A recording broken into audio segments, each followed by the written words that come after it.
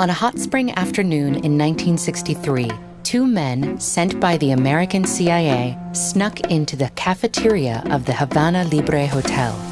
Their directive was to retrieve a poison pill from the freezer and slip it into the chocolate milkshake of Fidel Castro, the Cuban leader who was known to devour up to 18 scoops of ice cream after lunch.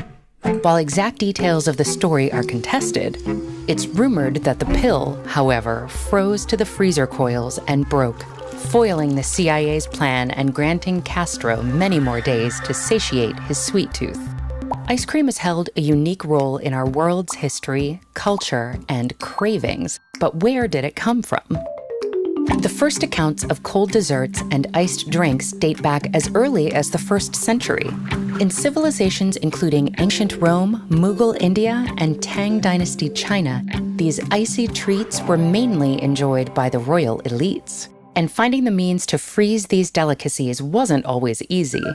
Wealthy Mediterranean nobility sent laborers to trek up high mountains to harvest glacial ice and snow. Meanwhile, ancient Persians built shallow insulated pools of water and utilized a technique known as sky cooling.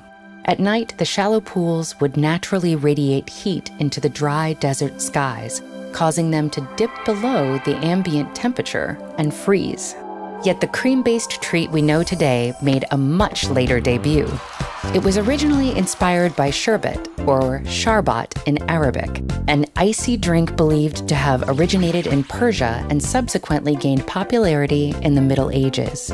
European travelers brought sharbat recipes home and began creating their own chocolate, pine cone, and even eggplant-flavored takes on the refreshment. In 1692, Antonio Latini, a Neapolitan chef, recorded a recipe for a unique milk-based version, which some historians dub the first ice cream. In the 18th century, ice cream expanded its reach as these recipes set sail alongside European settlers to North America. Yet, it was still mainly enjoyed by the upper classes, as the process to make it was quite laborious, and its main ingredients, sugar, salt, and cream, were expensive. George Washington is said to have spent the equivalent of $6,600 in today's dollars on ice cream in one summer alone. It was on American soil that the frozen dessert entered its golden age, as inventors and entrepreneurs began to engineer ways to bring it to the masses. In Philadelphia in 1843, Nancy Johnson patented a revolutionary ice cream making machine featuring a crank and beater, which made the process easier for any home cook.